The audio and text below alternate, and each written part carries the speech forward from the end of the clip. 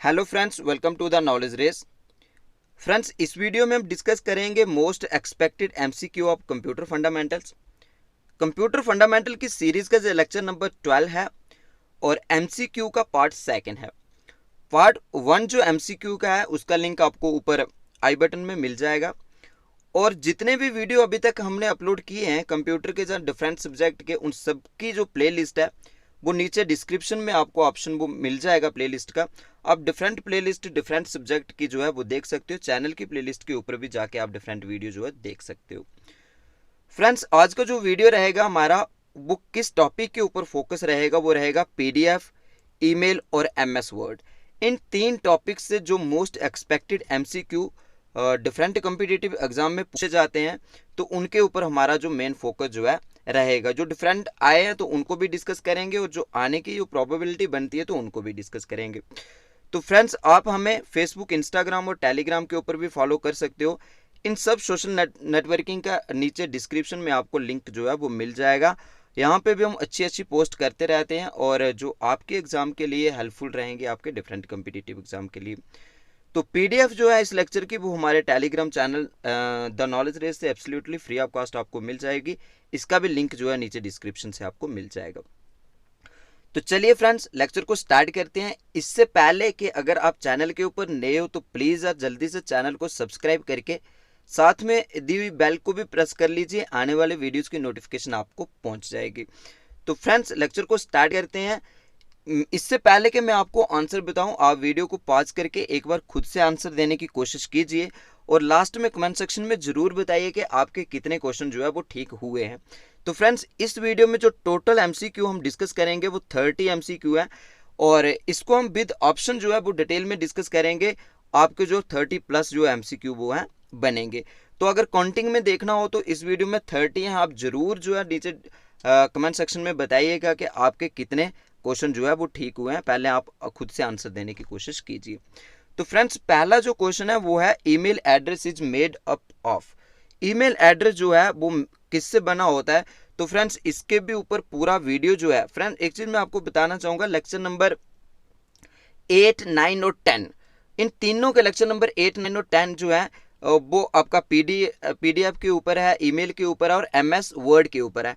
इन तीनों का लिंक ऊपर आपको आई बटन में मिल जाएगा और वहाँ से जाके इन सब लेक्चर्स को देख सकते हो, जहाँ फिर चैनल की प्लेलिस्ट के ऊपर जाके वहाँ से देख सकते हो।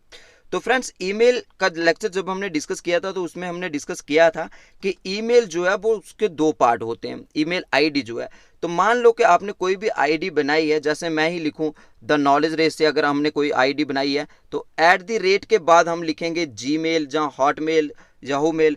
तो @ जो जिस सिंबल है, इस सिंबल से पहले वाला जो पार्ट होता है तो वो आपका यूज़र नेम है और आगे वाला जो है वो आपका डोमेन नेम होता है। तो जो @ जो है जो इसको सेपरेट करता है, तो जो इसके दो पार्ट होते हैं जो हमने वीडियो के अंदर डिटेल में डिस्कस किया हुआ है। SMTP जो है वो स्टैंड करता है, SMTP भी ये प्रोटोकॉल है जो मेल में यूज़ होता है। तो SMTP जो है उसकी फुल फॉर्म आपको बतानी है।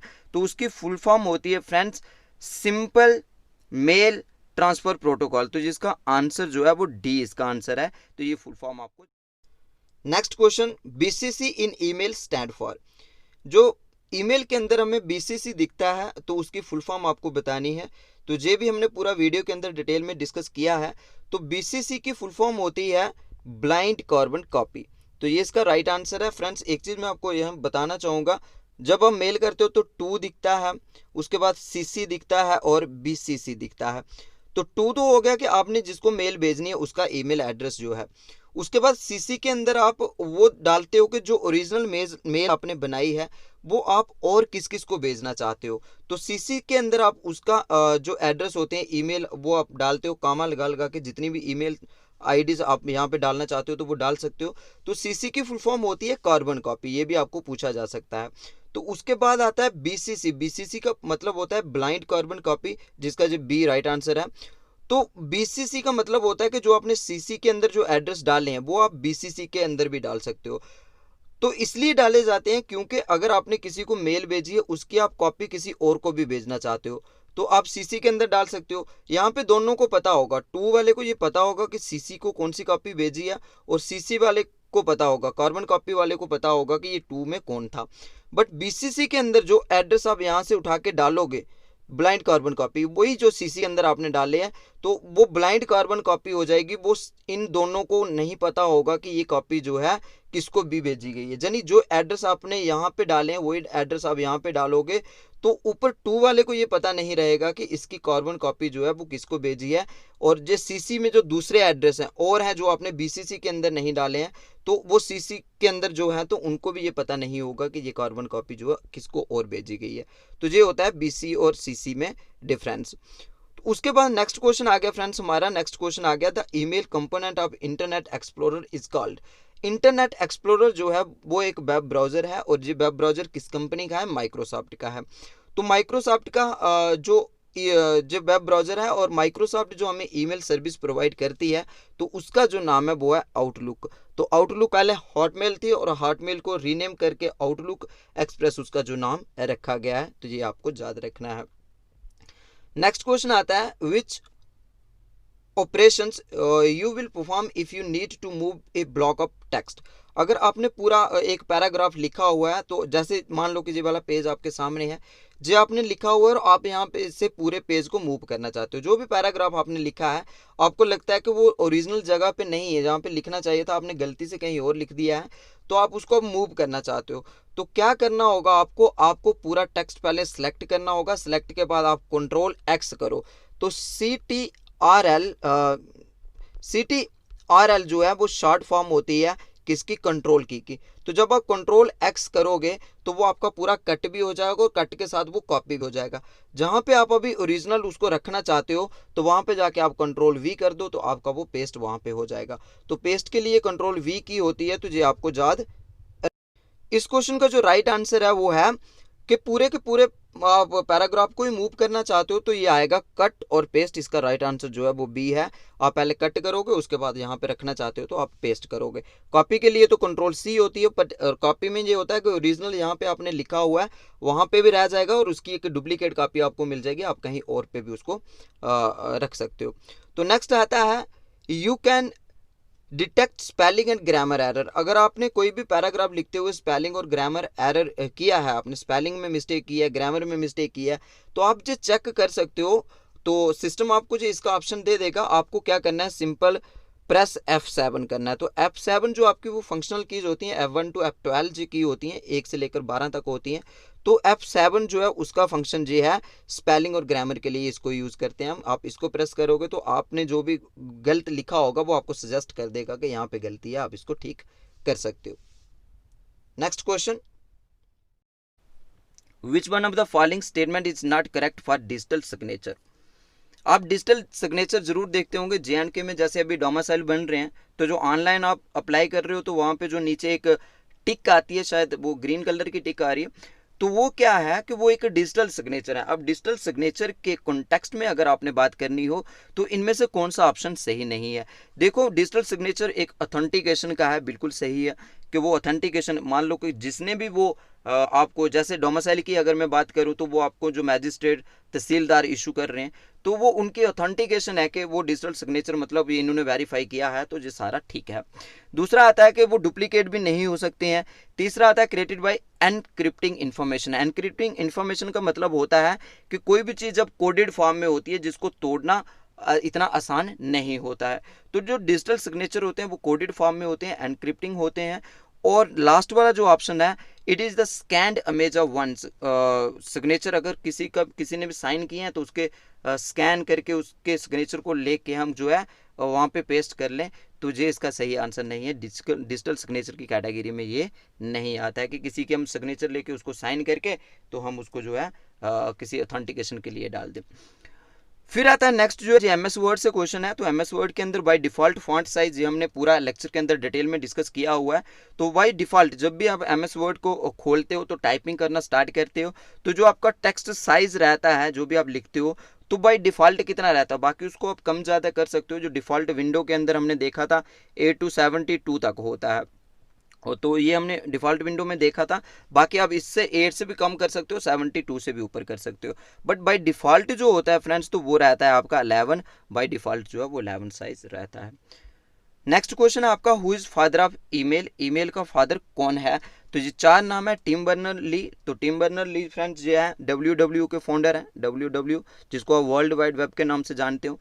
तो टिम बर्नर ली इसके हैं। चार्ल्स बेबेज आप जानते हो, अभी तक हमने जितने भी लेक्चर अपलोड किए हैं तो सब में इन सबके नाम जो है डिस्कस किए हुए हैं हमने, अगर आपने सारे लेक्चर देखे हैं। चार्ल्स बेबेज जो हैं तो इन्होंने 2 इंजन बनाए थे, एक किस्म का आप कंप्यूटर कह सकते हो, जिसमें उन्होंने एक डिफरेंस इंजन बनाया था और एक एनालिटिकल इंजन बनाया था। और एनालिटिकल इंजन में उन्होंने जो है वो काम किया था, वो किया था उन्होंने स्टोरेज के ऊपर काम किया था। तो that's why he is called the father of computer. तो ये फादर ऑफ कंप्यूटर है पॉल वुचेट। ये जो है तो ये आपको जीमेल इन्होंने क्रिएट किया था। जीमेल जो गूगल की सर्विस है, तो जीमेल आपको जो है गूगल मेल आपको प्रोवाइड करता है, तो ये इन्होंने क्रिएट की थी। तो नेक्स्ट जो आता है, जो फादर ऑफ ईमेल पूछा है, तो फादर ऑफ ईमेल जो है वो रे टॉमलिंसन है। तो इसका राइट आंसर ये है, रे टॉमलिंसन। और इन्होंने 1971 के आसपास ARPANET के ऊपर मेल को जो है वो पहली बार भेजा था। तो ARPANET आपको पता है कि फर्स्ट नेटवर्क था। तो ये भी हमने जो है फर्स्ट के सेकंड लेक्चर के अंदर डिटेल में डिस्कस किया हुआ है, तो आप उसको देख सकते हो। नेक्स्ट आ गया question friends, which of the following refers to the dangerous program that can be catch by opening email attachment and downloading software from the internet. जब भी आप जो है ईमेल अपनी खोलते हो, कई बार होता है कि आपको अनवांटेड मेल्स आ जाती हैं, आप उन्हें चाहते नहीं हो और बट उनमें कुछ लिंक्स आ जाते हैं। जब आप उस लिंक के ऊपर क्लिक करते हो तो जो भी अटैचमेंट करके उस फाइल के अंदर जो भेजा होता है तो वो खुल जाएगा। तो खुलने की वजह से क्या होगा, एक ऐसा प्रोग्राम आपके सिस्टम के अंदर आ जाएगा जो आपके सिस्टम को नुकसान पहुंचाए, डेंजरस हो। दूसरा जो आता है कि जहां आप कोई भी सॉफ्टवेयर डाउनलोड करते हो तो उसकी वजह से भी आ जाता है। देखो हार्डवेयर तो हम डाउनलोड नहीं करते हैं, hardware are the physical component of the computer system, तो ये डाउनलोड तो होते नहीं है। उसके बाद यूटिलिटी के अंदर आपका जो है वो एंटीवायरसेस आते हैं। और स्पैम के ऊपर हम नेक्स्ट MCQ के अंदर इसको डिस्कस करते हैं। तो इसका जो राइट आंसर है वो आपका वायरस है, क्योंकि आपके सिस्टम को डैमेज या नुकसान जो पहुंचाएगा, खतरा जिससे है, तो वो वायरस से ही है। तो चलिए फ्रेंड्स, नेक्स्ट क्वेश्चन जो है उसको डिस्कस करते हैं। Unwanted email is also called, जो अनवांटेड मेल्स आपको आती है उसको आप क्या बोलते हो। तो फ्रेंड्स उसी को हम स्पैम मेल बोलते हैं, स्पैम। तो ये ऑलरेडी JK SSB ने भी इस क्वेश्चन को पूछा है और SSC ने भी इसको पूछा है। जो अनवांटेड मेल्स आपको आती हैं उसे हम स्पैम कहते हैं। तो यही हमने पिछले क्वेश्चन में देखा। तो ये मतलब जो आपकी एक ट्रस्टेड सोर्स से नहीं होती हैं, जहाँ आपका कोई फ्रेंड सर्कल जहाँ उसको नहीं भेजता है, तो ये जो मेल आपको आती रहती हैं तो ये होता है spam mail. Which of the following is not an example of the web browser, web browser इनमें से जो है कौन सा नहीं है। तो ये आपको पता होना चाहिए फ्रेंड्स। तो वेब ब्राउजर होता है जिसके अंदर जाके आप जो है इंटरनेट सर्व करते हो, मतलब इंटरनेट को चलाते हो। तो ये आ गया कि सिफारी, सिफारी भी एक वेब ब्राउजर है। और ये किसका है, ये आप एप्पल का है। और उसके बाद जो है गूगल क्रोम, ये भी एक वेब ब्राउजर है जो गूगल वालों का। तो इंटरनेट एक्सप्लोरर को अभी हमने पिछले क्वेश्चन में देखा कि जो माइक्रोसॉफ्ट का है। तो ये सारे जो है वेब ब्राउजर हैं, और इनमें से जो वेब ब्राउजर नहीं है वो आपका अवास्ट है। अवास्ट एक एंटीवायरस है। चलिए next, what is gutter margin. ये ऑलरेडी JK SSB ने क्वेश्चन पूछा हुआ है। कंबाइंड कम्पिटिटिव एग्जाम जो 2015 का हुआ था JK SSB का कंबाइंड ग्रेजुएट, उसके अंदर ये क्वेश्चन पूछा हुआ था कि गटर मार्जिन क्या होता है। तो गटर मार्जिन क्या होता है friends, margin that is added to the left margin when printing, जब प्रिंट करते हो तो लेफ्ट साइड आता है। जहाँ फिर margin that is added to the right margin, जब राइट साइड आता है। जब फिर margin that is added to the binding side of the page when printing, जब margin that is added to the outside of the page when printing. तो friends इसका right answer ये भी हमने जो है वीडियो के अंदर डिटेल में डिस्कस किया हुआ है। जो MS वर्ड का वीडियो है, लेक्चर नंबर 10 जो है उसके अंदर डिटेल में डिस्कस किया हुआ है। तो ये गटर मार्जिन जो होता है ये होता है बाइंडिंग साइड। तो इसका जो राइट आंसर है वो C है, बाइंडिंग साइड है। और margin is that is added to the binding side of the page when printing. तो इसका मतलब क्या होता है फ्रेंड्स, जैसे मान लो कि ये वाला पेज जो आपको सामने दिख रहा है, आपने इसे प्रिंट करना हो, प्रिंट करने के बाद आपने इसकी पूरी एक कॉपी बनानी है, फाइल बनानी है, बाइंड करना है। तो बाइंड जहाँ तो आप इसको यहाँ से करोगे ऊपर से, कई बार आप पेज जो है इस तरीके से जो है खोलते हो, जहाँ तो आप बाइंडिंग जो है इस साइड से करोगे। तो जो ऑप्शन आपको गटर मार्जिन के अंदर मिलता है ना फ्रेंड्स, वो बाइंडिंग साइड होता है। और बाइंडिंग साइड के अंदर जाके आपको 2 ऑप्शन और मिलते हैं। अगर उसकी जो है साइड पूछ लें वो तो आपको पता होना चाहिए। 2 ही साइड जो है गटर मार्जिन देता है, एक देता है लेफ्ट साइड और ये वाली लेफ्ट है, और एक देता है टॉप साइड। तो लेफ्ट एंड टॉप ये दो ही इसके अंदर होते हैं, और इसका आंसर जो है वो बाइंडिंग साइड लेफ्ट और टॉप जो रहता है। तो गटर मार्जिन जो है वो binding side of the page when printing, क्योंकि आपको बाइंड करना होता है तो जहाँ से एक्स्ट्रा स्पेस जो है गटर मार्जिन छोड़ देता है, तो ये टेक्स्ट आपका आगे चला जाएगा। अगर आपने ऊपर से बाइंडिंग करनी है तो ये टेक्स्ट आपका नीचे आ जाएगा, ठीक है, अगर आप गटर मार्जिन का यूज़ करोगे। Autocorrect was originally design to replace dash word as you typed. तो ये आपको MS वर्ड के अंदर ये फीचर मिल जाएगा। ऑटो करेक्ट में क्या होता है, जब भी आप एंटर जहाँ स्पेस का प्रेस करोगे तो आपका जो है वो कंटेंट बिल्कुल सही हो जाएगा। तो फ्रेंड्स इसमें क्या होता है कि ऑटो करेक्ट जो आपका है ये वर्ड के अंदर आपको ऑप्शन मिलता है। तो देखो कई बार क्या होता है कि आपको मतलब कोई भी ऐसा इंसान है जिसको एक गलत टाइप करने की आदत पड़ी हुई है, तो ऑटो करेक्ट आपको कहाँ मिलता है, राइट क्लिक करो स्क्रीन के ऊपर तो वहाँ से आपको ऑटो करेक्ट ऑप्शन मिल जाएगा। इसको आप क्लिक करोगे तो एक आपके सामने विंडो खुल के सामने आ जाएगी, और ऑटो करेक्ट के अंदर आपने कुछ एंट्री डालनी है। मान लो कि एक एग्जाम्पल लेते हैं कि कई बार आदत पड़ गई होती है कि जैसे THE है द लिखने की, तो कोई भी इंसान इसको कैसे लिखेगा, TEH लिखेगा।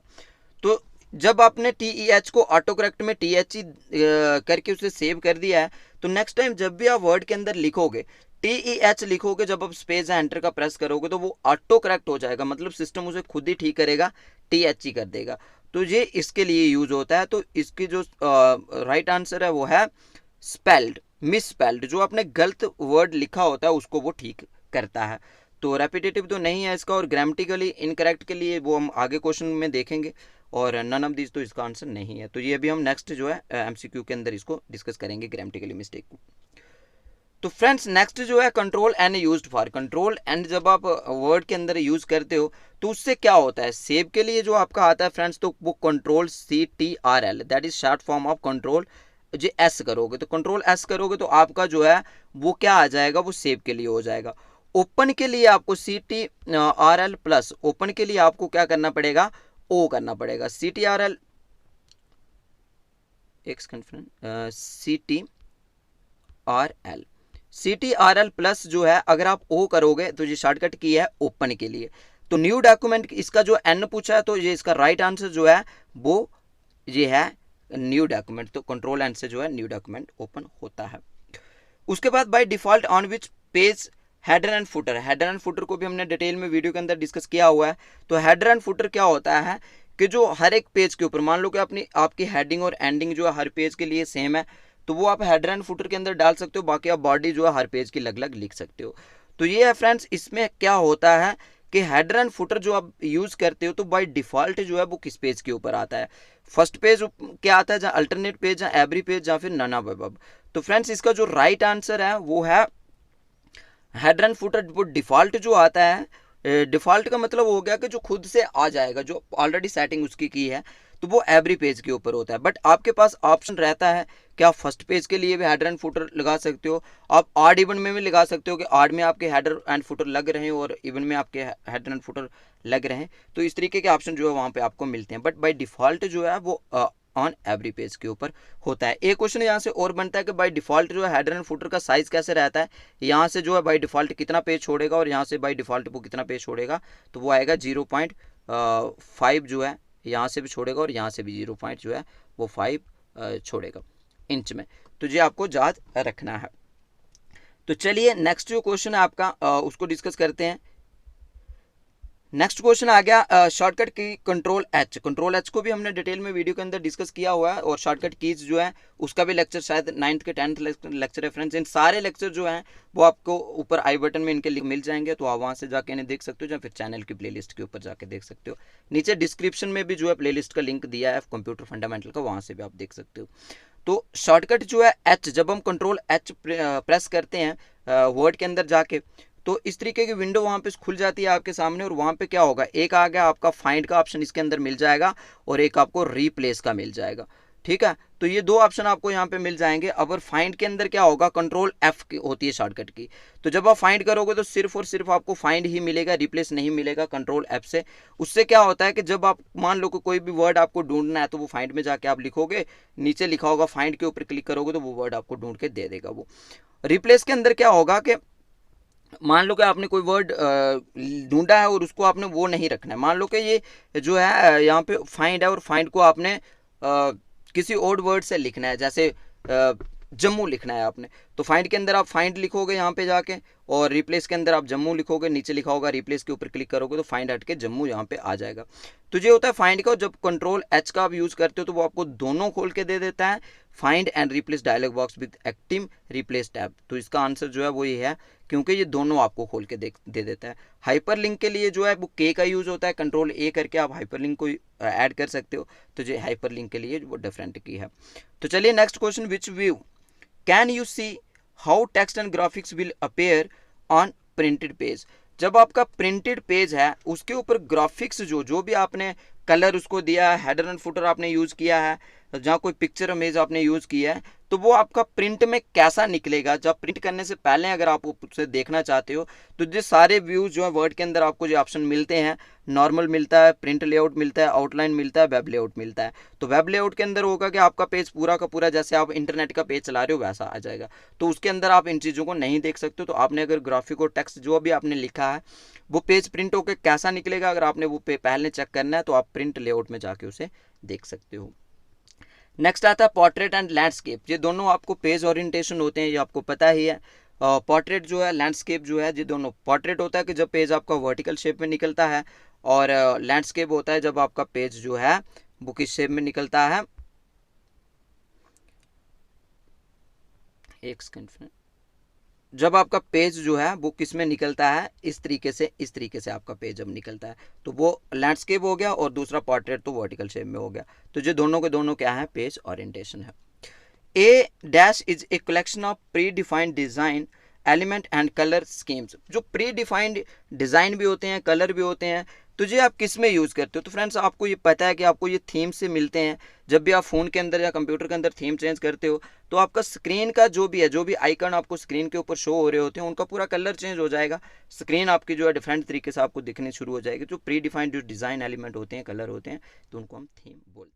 नेक्स्ट आता है friends, to view header and footer you must switch to. अगर आपको हेडर एंड फुटर आपने पेज के ऊपर लगाया है तो अगर आप देखना चाहते हो कि ये कैसा निकलेगा, प्रिंट के बाद कैसा निकलेगा, जब पेज के ऊपर ही आप उसे अगर देखना चाहते हो, जब भी आप काम कर रहे हो तो उस टाइम आपको जो देखना पड़ेगा तो वो प्रिंट लेआउट में भी आप उसे देख सकते हो, और इसके साथ जो प्रिंट प्रीव्यू में भी आप उसे देख सकते हो। तो ये प्रिंट लेआउट पीछे हमने डिस्कस कर लिया, बट प्रिंट प्रीव्यू में भी आप उसे देख सकते हो, और बी और सी इसका राइट आंसर है, तो ये आप देख सकते हो। इसके सिवाय अगर आप नॉर्मल जब वेब पे के ऊपर क्लिक करके देखोगे तो आपका हेडर एंड फुटर जो है वो आपको जब भी आप काम कर रहे हो स्क्रीन के ऊपर वो शो नहीं होगा। कंट्रोल आर जो है शॉर्टकट की, कंट्रोल आर जो है जो अलाइनमेंट हमने देखी थी, 4 तरीके की अलाइनमेंट होती है। लेफ्ट अलाइनमेंट, जैसे ये पेज पूरा हमने लेफ्ट से लिखा है तो इसका होता है कंट्रोल एल, आप लिखते जाइए। और राइट साइड जब पेज यहाँ से स्टार्ट होता है हमारा तो ये होता है कंट्रोल आर। तो राइट साइड के लिए जो होता है right align the selected paragraph, तो ये आर होता है। अगर सेंटर के लिए हो तो वो होता है सेंटर में जो है कंट्रोल ई रहता है। कंट्रोल सी करोगे तो वो आपका कॉपी हो जाएगा। यहाँ पे जो है कंट्रोल ई जो है सेंटर के लिए है, और जस्टिफाई जो है दोनों साइड से बराबर आने के लिए जस्टिफाई का हम यूज़ करते हैं। तो जस्टिफाई के लिए कंट्रोल जे होता है। कंट्रोल जे जो है ऑलरेडी जेके एसएसबी ने क्वेश्चन पूछा हुआ है कि जो जस्टिफाई के लिए शॉर्टकट की क्या होती है, तो वो होती है कंट्रोल जे। और 4 तरीके के अलाइनमेंट जो है वर्ड आपको देता है, जो हमने वीडियो के अंदर डिटेल में डिस्कस किया हुआ है। Friends, from where you can access save command. तो सेव कमांड जो आप कोई भी डॉक्यूमेंट लिख देते हो MS वर्ड के अंदर जाके, तो आपको सेव जो कमांड है वो कहाँ से दिखती है। तो सेव कमांड जो है वो होम टैब से नहीं दिखती है, इंसर्ट से भी नहीं दिखती है, रिव्यू से भी नहीं दिखती है। तो ये होता है माइक्रोसॉफ्ट ऑफिस बटन, जो हमने वीडियो के अंदर मैंने पूरा स्क्रीनशॉट के अंदर दिखाया है। जो पूरा पेज खुलता है तो यहाँ पे वो ऑफिस बटन आता है, जिसको हम फाइल भी बोलते थे। फाइल जो ऑफिस बटन 2007 से पहले हम फाइल बोलते थे, आप उसे ऑफिस बटन बोलते हैं। तो ये पूरा यहाँ से मिलता है। तो इसका जो राइट आंसर है, सेव कमांड आपको कहाँ से मिलेगी, जो भी डॉक्यूमेंट आपको सेव करना है तो वो वहाँ से मिलेगा आपको ऑफिस बटन से। कंट्रोल एक्स ये भी हमने डिस्कस कर लिया, तो ये कट के लिए होती है, कट द सिलेक्टेड टेक्स्ट। तो चलिए नेक्स्ट जो है, in Word the default alignment for paragraph. Paragraph की अलाइनमेंट जब भी आप वर्ड के अंदर देखते हो तो अभी हमने देखा कि अलाइनमेंट 4 तरीके की होती है, लेफ्ट होती है, राइट होती है, सेंटर होती है, और जस्टिफाई होती है, दोनों साइड से बराबर होती है।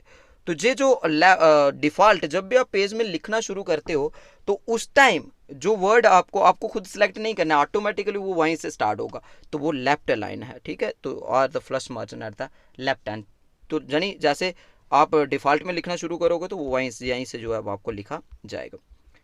चलिए नेक्स्ट क्वेश्चन जो है वो है what is the shortcut commands to open the MS Word. ये ऑलरेडी 2018 में टीचर के एग्जाम में ये क्वेश्चन पूछा गया जेके एसएसबी के द्वारा। तो शॉर्टकट कमांड के लिए आपको क्या करना है, आपको रन विंडो खोलनी है। रन विंडो के लिए आपको विन प्लस आर करना पड़ेगा। Win that is the short form of window की आपको कंप्यूटर के ऊपर मिल जाएगी, कंप्यूटर कीबोर्ड के ऊपर मिल जाएगी।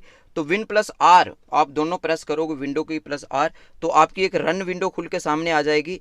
इस तरीके की आपकी विंडो आ जाएगी खुल के। तो यहाँ पे लिखा होगा रन के अंदर जाके जब आप विन वर्ड को टाइप करोगे, ये वाला वर्ड टाइप करोगे विन वर्ड, तो वो आप एंटर करोगे तो आपका एमएस वर्ड जो है वो खुल के आपके सामने आ जाएगा। तो ये है इसकी shortcut commands to open the MS Word. Next है friends, what is the maximum and minimum zoom in MS Word. MS Word के अंदर जो है मैक्सिमम जूम और मिनिमम जूम कितना होता है। तो ये आपको ऑलरेडी पता है कि जो पेज हम सबसे छोटा जो एमएस वर्ड के अंदर कर सकते हैं तो वो कितना कर सकते हैं, 10% कर सकते हैं। और सबसे ज़्यादा जो कर सकते हैं तो 500 तक, यानी 10 to 500 के बीच इसकी जो है रेंज रहती है। मिनिमम 10 और मैक्सिमम जो 500 तक हम इसे जूम जो है एमएस वर्ड के अंदर कर सकते हैं। ये भी वीडियो के अंदर डिटेल में डिस्कस किया हुआ है। Vertical scroll bar appear that side of the MS word. जो वर्टिकल स्क्रॉल बार और दो तरीके की स्क्रॉल बार, आपको पेज को ऊपर या नीचे करना होगा तो यहाँ पे एक स्क्रॉल बार आपको दिखेगी, पेज को लेफ्ट या राइट करना होगा तो बॉटम पे आपको एक स्क्रॉल बार दिखेगी। तो लेफ्ट और राइट के लिए बॉटम में आती है, तो अप और डाउन के लिए आपकी जो स्क्रॉल बार आएगी वो राइट साइड आएगी। तो इसका आंसर जो है वो राइट साइड है। वर्टिकल स्क्रॉल बार जो आपका पेज लेफ्ट एंड राइट लेने के लिए आती है तो वो आपकी कहाँ पे आती है, वो आपकी राइट साइड में आती है। नेक्स्ट आता है विच of the following extension of PDF. PDF की जो फाइल है उसका फाइल एक्सटेंशन क्या होता है। पीडीएफ है, डॉट पीडीएफ है, डॉट डॉक है, डॉट जेपीजी है। तो फ्रेंड्स पीडीएफ जो है इसकी जो पोर्टेबल डॉक्यूमेंट फॉर्मेट इसकी फुल फॉर्म है। तो इसका जो फाइल एक्सटेंशन रहता है, जो भी पीडीएफ फाइल आप सेव करते हो तो उसका फाइल एक्सटेंशन जो है डॉट पीडीएफ रहता है। डॉट डॉक्स जो है एमएस वर्ड की फाइल का होता है, और डॉट जेपीजी है जो है जॉइंट फोटोग्राफी ग्रुप। तो ये किसका होता है, जो आप इमेज जो है क्लिक करते हो अपने कैमरा से, तो उसका जो एक्सटेंशन रहता है। Founder of PDF. पीडीएफ का फाउंडर कौन है, तो पीडीएफ का फाउंडर जो फ्रेंड्स वो अडोब है। अडोब ने ही पीडीएफ को स्टार्ट किया था, माइक्रोसॉफ्ट और एप्पल गूगल इसके फाउंडर नहीं है। तो अडोब एक कंपनी है, यूएस बेस्ड कंपनी है, तो इन्हीं का जो है फोटोशॉप सॉफ्टवेयर भी इन्हीं का है, और जो अडोब रीडर जो है वो भी इन्हीं का, तो पीडीएफ भी इन्होंने ही इसे स्टार्ट किया था। तो फ्रेंड्स ये था पूरा लेक्चर। उम्मीद करता हूँ कि आपको लेक्चर पसंद आया होगा। अगर लेक्चर पसंद आया तो प्लीज़ यार चैनल को सब्सक्राइब करके वीडियो को लाइक और कमेंट भी ज़रूर करें, उससे हमें मोटिवेशन मिलती है। तो हमारा नेक्स्ट लेक्चर जो रहेगा वो एमएस एक्सेल के ऊपर रहेगा।